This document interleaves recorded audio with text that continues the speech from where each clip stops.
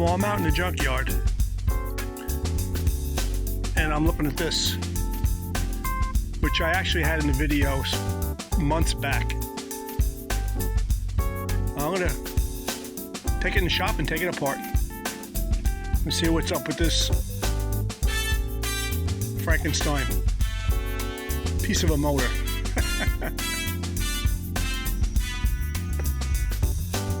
Right here is where there was a big chip missing out of it. It was probably the size of half the size of a ping pong ball. If you go back a few videos, you'll see me doing the repair on it. It was done with aluminum plate, no welding, and just JB weld. And also on the other side, right about here, I think it was here, yeah, there was like a chip missing out of this foil here, this upper cavitation plate, so to speak.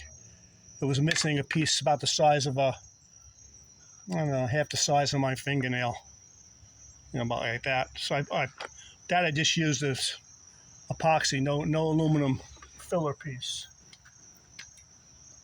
But she came out really nice. As long as I don't hit nothing, you know, major.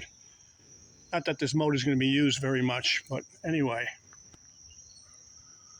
And again, this is the cover I cleaned up.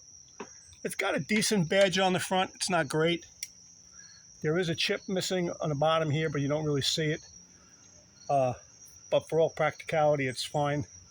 I did repaint this motor with the matching colors, which right now, out of the sun, looks very dark. But that's pretty close match to the original color. And let me pop the cover off.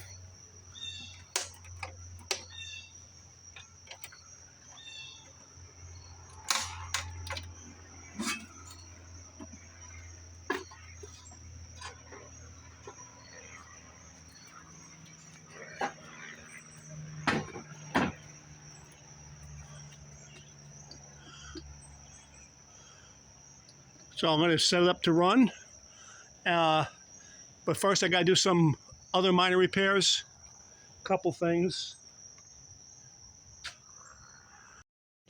Here I got I'm going to fix my pressure tank. I got two of them.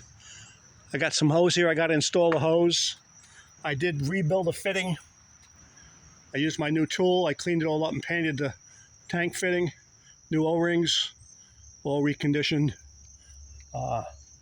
What I did forget to do is install the tilt mechanism when I put this motor together. Actually, there wasn't any. Those pieces I had to harvest.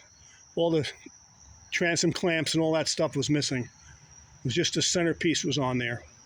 So anyway, I got to put all this together. I'm going to do that off camera. And another part I was looking for, I was going nuts. I couldn't find it. I found it the other day. The lower steering column bushing. I put it on the broken mount when I took it off the midsection months ago. That's not a good habit to do. Because I'm lucky I found it. I don't know where it was, but I just happened to find the mount and I said, oh wow, there's the piece that's been missing. So I got to pop the lower mounts off and put that piece on. Again, it's not a big deal. All the screws are out. Nothing's going to be stuck. I don't have to deal with salt water and corrosion because I had it all apart. And also these, I'm going to paint them and put the transom cups on and get the tank all hooked up and get ready to run it. So until the next clip. Nothing comes easy. We all know that, folks. As I said, I had to do a couple small repairs on that 5718.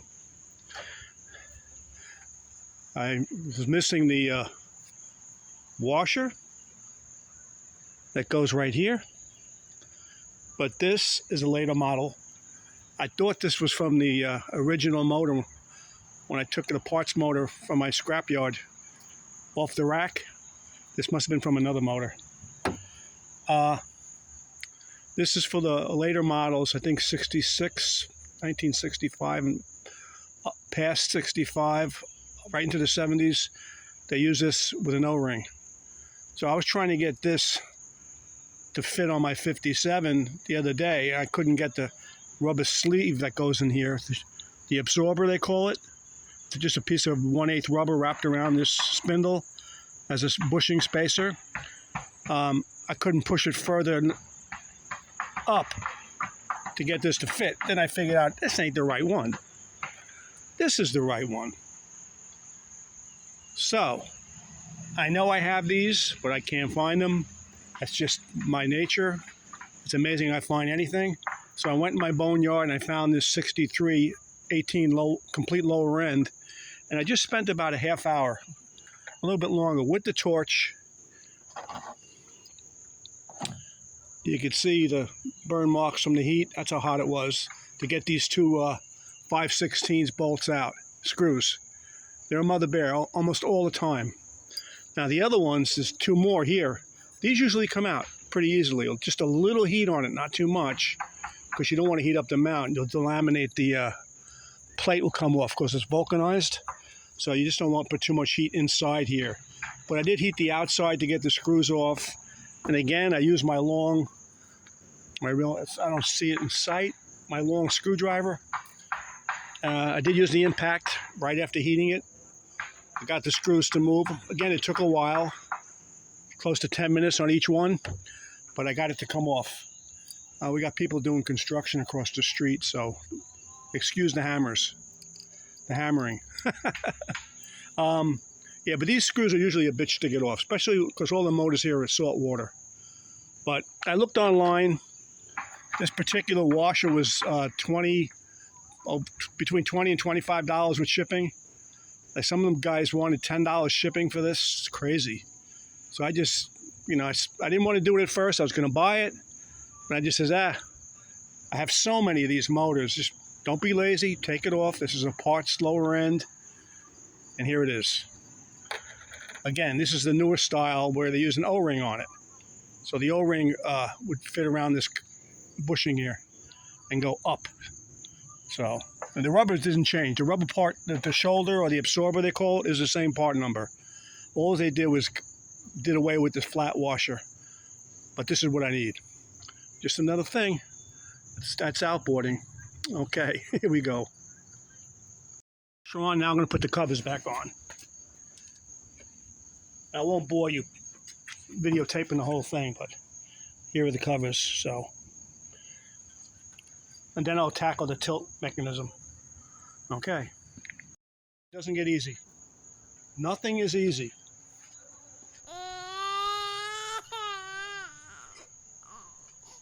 It's to be expected with, building a motor from junk parts.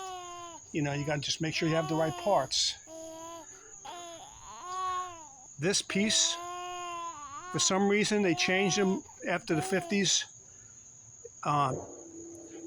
The width, this is too big to fit inside my transom bracket, so it probably goes on a later model motor. Then I found another one, and it's the same width as this one, and I don't even know what motor it goes to. Maybe a 10. But anyway, I had to dig this either 59 or 1960 18 out of my boneyard. And now I'm going to pull that apart to get that tilt bar assembly. So that's just what it is. I'm going to blow all the leaves off it, clean it up, and see what we can do with this to get the tilt mechanism out of it. It's just a pain in the you-know-what. I guess I'm getting lazy in my old age.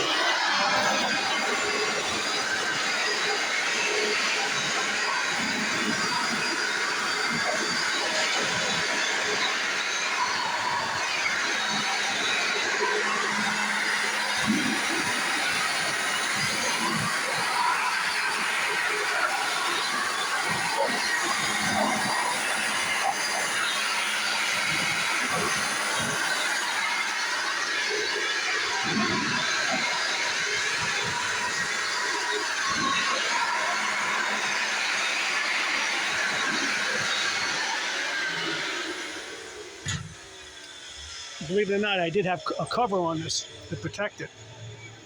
Anyway, another project motor here. All right, so I'm going to start taking the transom brackets apart. Here goes. So here, unfortunately, the Johnson I showed you, tilt bar is broke. One spot, it's rusted and broke. So I pulled out another motor. This one came out of my garage, a little less exposed to the weather, the elements. And I got the proper bar out. Now here's the bar I thought was going to fit in there. You can see the difference in size. Why they made such a minute difference in the size of the tilt bars is beyond me. But this is the correct one for the 5718. And I just sandblasted it and primed it and painted it. So I'm ready to go. Wasn't bad taking this one apart. Came apart pretty easy. But the Johnson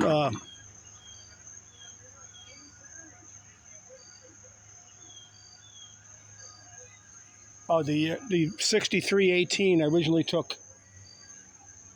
What did I take? Oh, I took that apart for the washer that went here. Getting all this stuff off was tough. But pulling the transom brackets off of this 15 here wasn't bad. This is a restorable motor, believe it or not. One of many that I have. I'll probably never get to.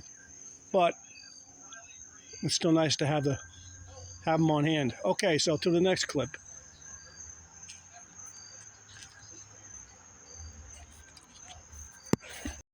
I want to see if I can clean up this cover. Even though it's the wrong year, it's a 1958. It's the same casting. But I just want to see if I can detail it a little bit before. I know it can make it look a lot better than it looks. Okay. Detailing the cover. I touched up the decals a little bit and the hand polish it just to make it look presentable. Again, this is a 58 cover.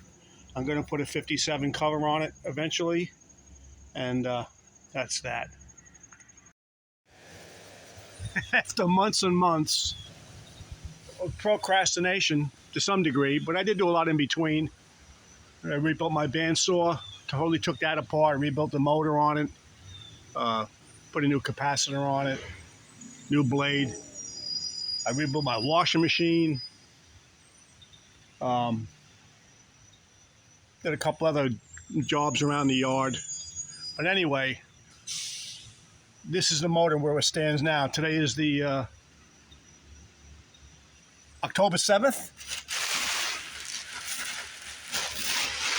So I'm going to give a quick rundown on what I did to this thing, just so you can see. This cover's only temporary. I cleaned it up, like I said before, just to make it look presentable. I want to get the 57 cover on there because this is a 58 cover. I touched up the decals a little bit and did some other things. I'm going to hook up the gas. This is the first time. I've never tried to start it. Nothing. Since I finished it probably 2 months ago. But I did I had to install a tilt bar in it. I replaced both screw clamps. I put the washers on there.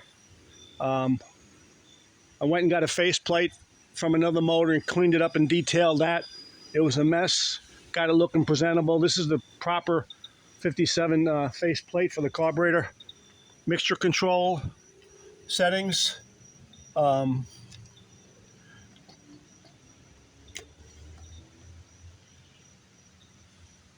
Let's come up just a little bit.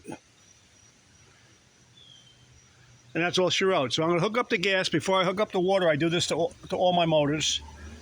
I'm going to hook up the gas real fast and see if I can get it to kick over with the gas. I just mixed my oil with new fresh gas, and I did rebuild my pressure tank fittings. And I replaced the hose. So I got new O-rings on my fittings.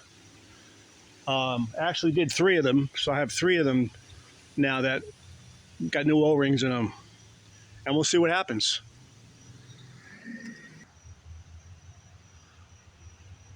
little rundown quick for you people that don't know the history of this motor.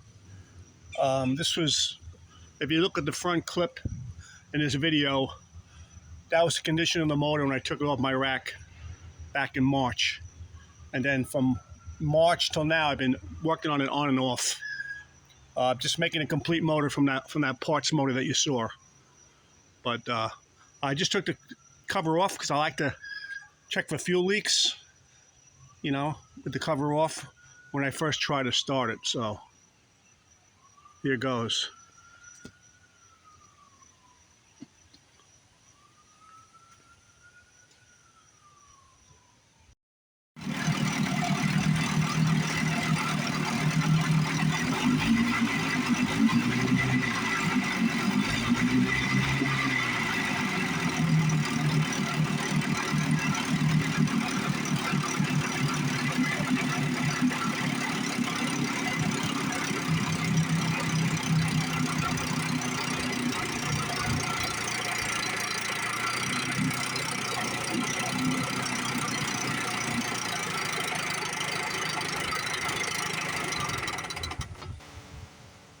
So after many months,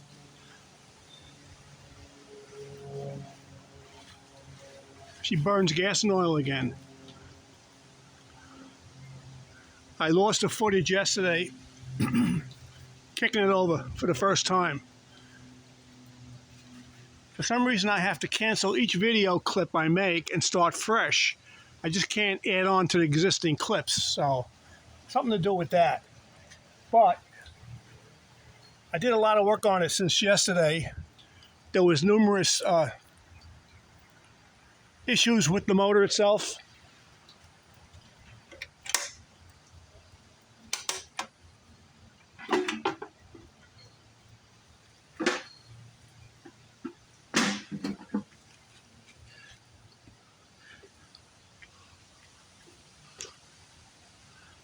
I had all this apart. Faceplate was off, the air box. I had trouble with the cam follower sinking the mark to the roller. So I ended up changing the shafts again, thinking maybe I had another bent L-shaped throttle shaft, but that was okay. I put another one in there, and I put like a next to new roller in there because the roller was grooved. So no matter what I did, if I pushed this cam follower plate all the way back, I would still go past the little notch in the cam plate about an inch before the carb linkage would start to move. So it was really off. Because yesterday I had it running, and the low speed was out about 3.5 turns. Like, it wouldn't stay running without keeping it rich. So that was another problem. I took the carburetor off. I rebuilt it again. I blew it all out with air just to double check. I found out I lost one spark of one cylinder. One of the screws holding the points down, I didn't tighten it. I don't know if it wasn't grounding, but I just took the points out, repolished them, and re-gapped them, reinstalled them. One of the coils was a little bit out too far. It was the air gap, so I adjusted the air gap on the coils, got both cylinders to spark again, and now it's to the point where it's at now. But I was really going a little crazy with this, looking up part numbers to see if all these brass cam plates are all the same part number, and they are. Even the 10 horse use the same, and it's the same shaft on the 18s and the 15s. The 10 horse is on the opposite side. It's a different setup, but this is where I'm at now. It runs pretty good. I did have to retighten the top, retorque the head bolts, so a little water is leaking here, just oozing out. It's a brand new head gasket. So I just tightened the bolts up. I think it's 18 foot-pounds, something like that. So I just retorqued that up, and that's it. She's running pretty good. I even fixed my pressure tank. The air hose had a hole in it. I fixed that. Like I said, I rebuilt the fitting on there. I put new O-rings in there. I actually did 3 of them, so I got 2 more spares, and I'm pretty good shape. I actually want to fix another pressure tank. I want to have at least 2 or 3 that are functional. I have about 15 of them, but they all need TLC.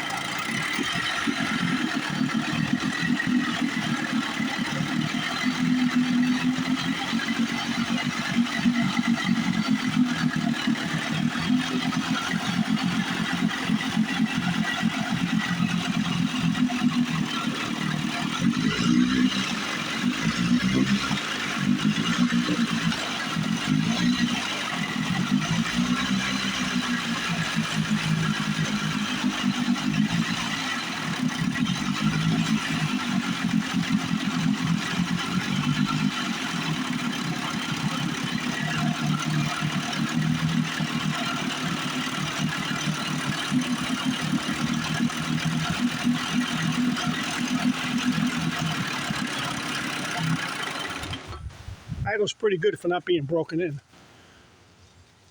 So I'm gonna let it run for a while. I got a 3/4 of a tank of gas over there. It's really nice to have a pressure tank up and running instead of using my lazy, crude way of using a regular tank. You know, elevating the tank and when you just drip down, a siphon down. Anyway, that's all squared away. And she's looking good. Started this in March 2025. Rebuilt the power head. Again, it was all parts. For you people who don't know the history of how I got involved with this motor and started, it was in my backyard. It was just a stump. Look at the beginning of this video. You'll see it. That's the footage from March. Then I worked on it, I don't know, a month and a half. Kind of lost a little interest in it. Got sidetracked. Got back on it. All I have to do is put oil in the gear case. What else? And somehow get it the proper cover. I do have another motor. I got my eyes on it. A real nice 5718 with a really nice cover on it. The motor is really nice. But there's a deal on that coming up, so we'll see what happens with that. I put that cover on here. And like I said, I changed the face plates. I just cleaned up one I had.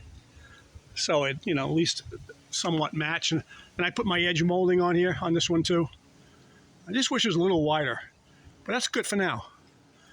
I've seen the other stuff they use, the wider stuff. It's got all the lines in it. I just never really liked it, but you're probably better off using that stuff. You can get that item on eBay by the foot. Anyway, I'm going to run it some more and put the cover back on it, and hasta la vista to this one. So I apologize for the procrastination, but again, I do this as a hobby. It's a small channel, less than 1,000 subscribers, so I just kind of keep busy at it. Okay, so thanks for watching. Till the next one.